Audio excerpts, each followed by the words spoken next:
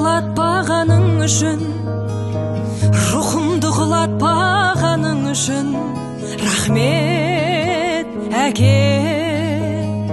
Балам деп өбектегенің үшін, жамандық үйретпегенің үшін рахмет әке.